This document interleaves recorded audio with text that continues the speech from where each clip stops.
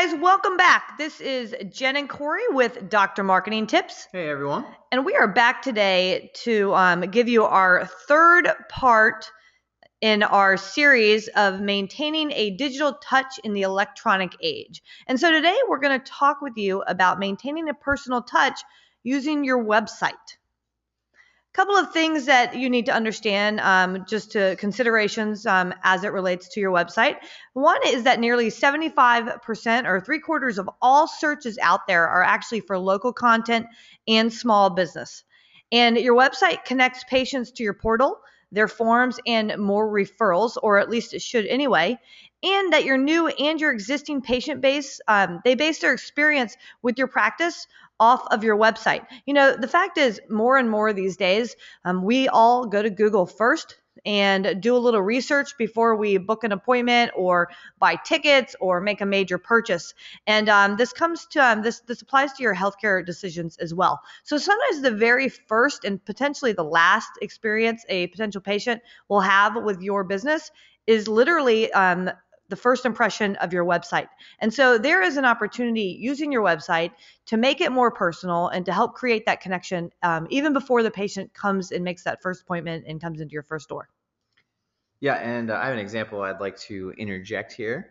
I was actually talking to my mom on the phone the other day, and she can barely use a computer. She's not very good with email or anything like that, but she goes to the doctor a lot. She's kind of a hypochondriac, but she was getting a... I hope your mom's not listening to this. Yeah, sorry, Mom, if you're out there. But yeah, so she had to go to a new physician, and she actually went to the web first, which was kind of new for her. And she didn't really know what she was doing or looking for particularly, but she went on there and she got a kind of warm and fuzzy from one of the practices that she found, and she wound up booking an appointment there. And I think that's how a lot of patients are doing it now. So whether they're computer savvy or not, they're still kind of trending in that direction. Yeah, I was literally at a doctor's appointment with my mother just a couple of weeks ago with my mother and my stepfather. And you know how it is when you have a lot of healthcare decisions to make, it's easier sometimes to bring an extra set of ears and eyes in there. And the doctor was talking to them about a referral to a potential surgeon for a surgery that my stepfather might have to have.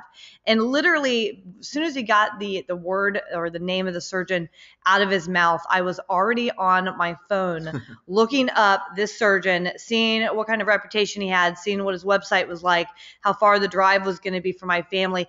And the physician wasn't even out of the office yet. So again, your website is probably your first and hopefully not your last impression that you're going to make with this patient. So you want to make sure that you are putting the story out there that you want to be told.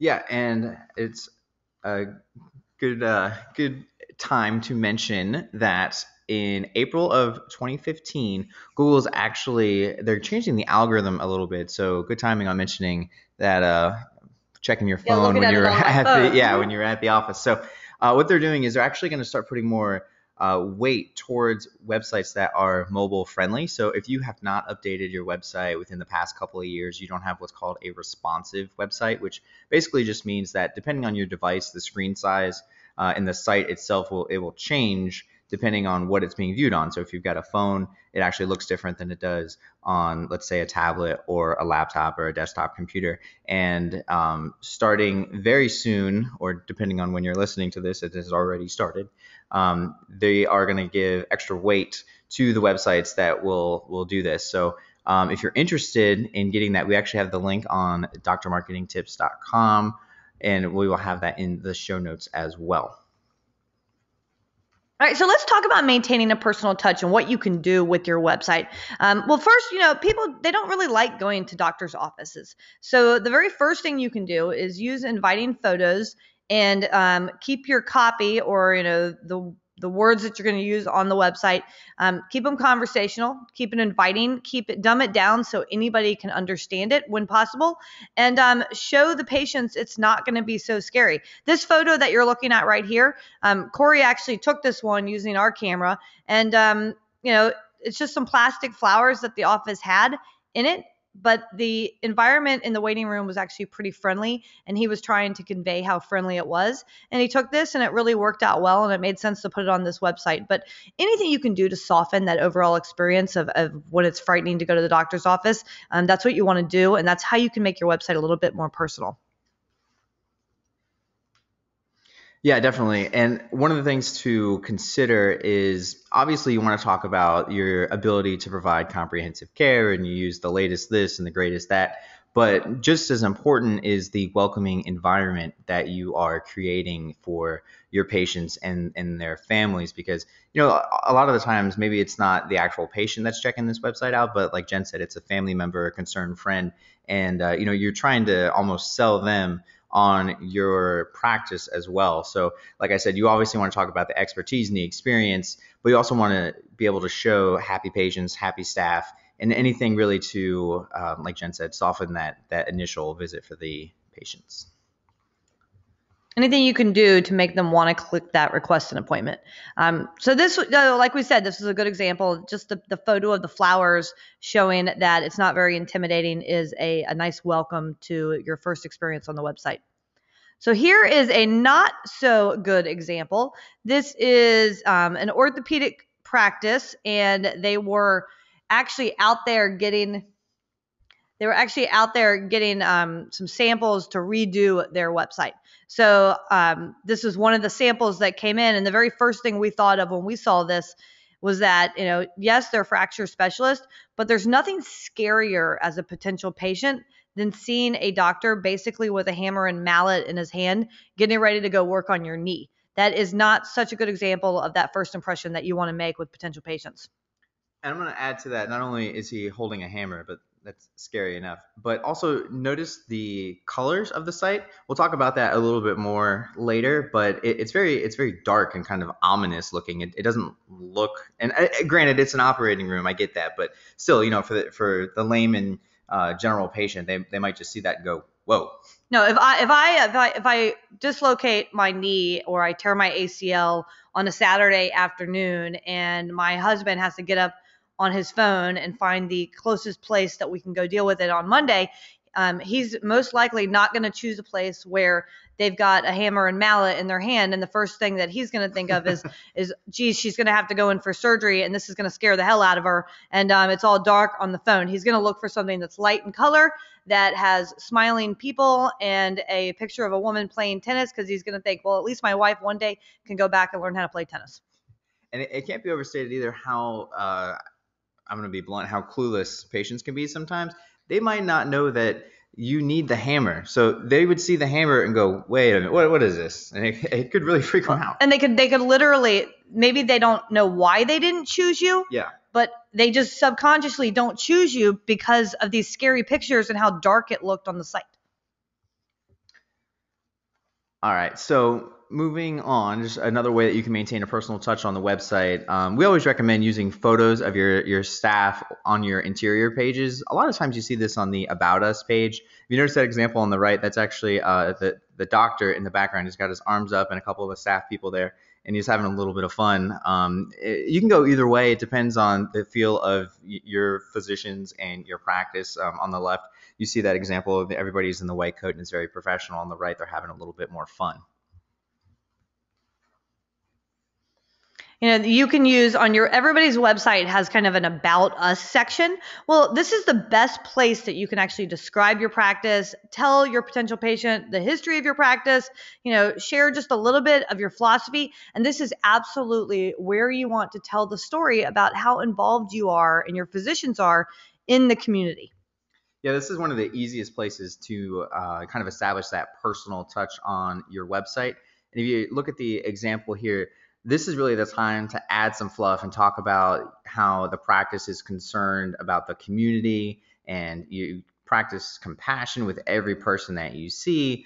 And it's really a great place to kind of create that connection between the office and the patients and the community at large. And we recommend that you do this within 6 paragraphs or less. And by paragraphs, anything that's less than 3 sentences anymore is about, I think, what a paragraph equals on the web anyway. Another way that you can do this is on your physician bio pages on your website. You can add things like a personal touch that adds a little bit of text about the doctor, maybe a video getting to know the doctor, anything at all that can create a somewhat or a perceived personal connection between a physician and a patient looking to schedule an appointment. Yeah, of course, the medical training, education, awards, all that fun stuff is necessary. But if you look at this example and notice the text, and we've got the video right there for patients to get to know their doctor. And if you actually run through the bio real quick, you'll see on the bottom paragraph there, it says that outside of the professional career, he enjoys kayaking and snow skiing. He's a violinist.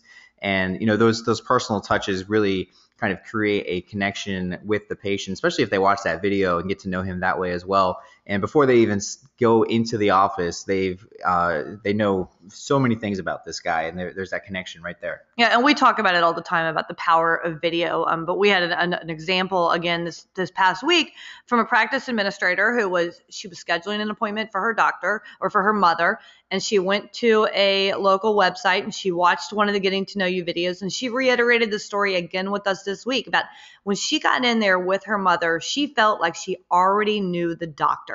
And it's because she went to their website, she paid attention to these types of examples on their website, and it helped her make that educated decision. All right, and bringing it home, we want to talk real quick. I mentioned earlier we would talk about some colors, so go ahead and pause the video right here and write some of these down. Take a look at your website and the colors that you use. Oftentimes, these colors, they're associated with particular emotions and feelings, and that's why a lot of times you'll see white, blue, purple, those kinds of colors with healthcare because of what they represent. Notice the beautiful Dr. Marketing Tips logo and website and PowerPoint template that you're looking at right now. That's why we chose those colors. So take a look at your website and your practice material, your flyers and brochures, everything like that. And yeah, and I would say, especially when it comes to your website, poor Corey paused there because I put my finger out and told him I wanted to say something. But when it comes to your website, these things, when it comes to color, are deeply rooted in the direct mail industry, and the statistics back it up. So what Corey's saying, like red is danger and anger, and that's 100% correct. Like we were saying before, maybe they don't consciously say, I'm not going to go to that doctor because they've got scary tools in their hands and it's dark. But subconsciously, people turn away very quickly. And with the internet, they turn away so fast and you can't get them back once they've turned away. The same thing applies to the colors that you decide to use on your website itself. Yeah, within seconds, you can make or break the case for a potential patient. And a lot of times it can be on a color or a photo. So first impressions really do mean a lot.